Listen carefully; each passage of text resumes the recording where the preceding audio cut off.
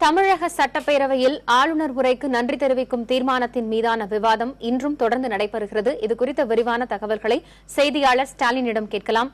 ஸ்டாலின், தமிழக சட்டப்பேரவையில் இன்றைய நிகழ்வுகள் என்னென்ன? காயத்ரி, தமிழக சட்டமன்ற கூட்டத்தொடரின் 4வது நாளான இன்று ஆளுநர் உரைக்கு நன்றி தெரிவிக்கும் தீர்மானத்தின் மீதான விவாதம் தொடர்ச்சியாக நேற்று முதல் நடைபெற்று வருகிறது. நேற்று ஆளுநர் உரைக்கு நன்றி தெரிவிக்கும் தீர்மானமானது சட்டமன்றத்தில் நிறைவேற்றப்பட்டது. அந்த தீர்மானத்தின் மீதான விவாதம் தான் நேற்று முதல் நடைபெற்று வருகிறது.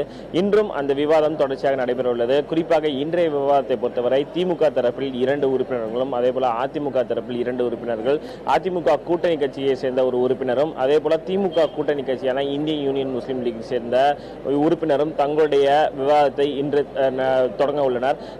நேற்று நடைபெற்ற இந்த ஆளுநர் உரை மீதான விவாதத்தில் பல்வேறு விதமான காரசாரமான விஷயங்கள் சட்டமன்றத்தில் விவாதிக்கப்பட்டன. குறிப்பாக தமிழக முதல்வர் ஜெயலலிதாவாகட்டும், அதே போல எதிர்க்கட்சி தலைவர் மு க ஸ்டாலின் பல்வேறு விதமான பதில்களையும் விவாதத்தில் தங்களுடைய விளக்கங்களை அளித்துள்ளனர். குறிப்பாக பாக்ஸ்கான் நோக்கிய ஆலை, அதே போல கச்சத்தீவு விவகாரம் உள்ளிட்ட பல விவாதங்கள் நேற்று பல்வேறு விதமான காரசாரமாக நடைபெற்றன.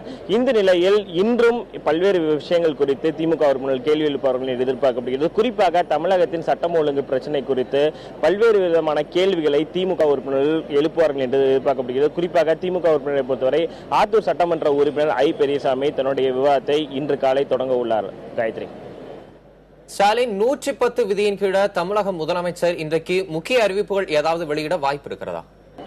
தமிழரசன், அதாவது 110 விதியின் கீழ் பல்வேறு விதமான முக்கிய அறிவிப்புகளை தமிழக முதல்வர் ஜெயலலிதா இன்று சட்டமன்றத்தில் வெளியிடுவதற்கான வாய்ப்புகள் உள்ளது. குறிப்பாக நேற்று தன்னுடைய 110 விதியின் கீழ் அந்த அறிவிப்புகளை பொறுத்தவரை ஓசூர் பகுதியில், கிருஷ்ணகிரி மாவட்டம் ஓசூர் பகுதிகளில் கொள்ளையர்களால் தாக்கப்பட்டு உயிரிழந்த அந்த தலைமை காவலர் முனுசாமிக்கு 1 கோடி ரூபாய் நிதி ஒதுக்கி ஒரு முக்கியமான அறிவிப்பை வெளியிட்டார். அதன் அடிப்படையில் இந்த வீர தீர செயல்களில் ஈடுபடும் காவலர்கள் உயிரிழக்க நேரிடும் பொழுது அவர்களுக்கான உதவித்தொகையை அதிகரித்து வழங்குமாறும் தலைமை செயலருக்கு உத்தரவிட்டு ஒரு முக்கியமான அறிவிப்பை நேற்று 110 விதியின் கீழ் வெளியிட்டார். அதே போல இன்று நடைபெறும் இந்த விவாதத்தின் போது தமிழக முதல்வர் 110 விதியின் கீழ் பல்வேறு விதமான முக்கியமான அறிவிப்புகளை வெளியிடுவார்கள் என்று எதிர்பார்க்கப்படுகிறது. இது குறித்து தலைமைச் செயலக வட்டாரங்களில் பேசும்பொழுது குறிப்பாக ஏற்கனவே தமிழக முதல்வராக 6வது முறையாக தேர்ந்தெடுக்கப்பட்ட பிறகு இந்த விவசாய கடன் தள்ளுபடி உள்ளிட்ட விவகாரங்களில் தமிழக முதல்வர் கையெழுத்திட்டார். அதே போல பல்வேறு விதமான முக்கிய கோப்புகளும் தயாராக உள்ளன. அது தொடர்பான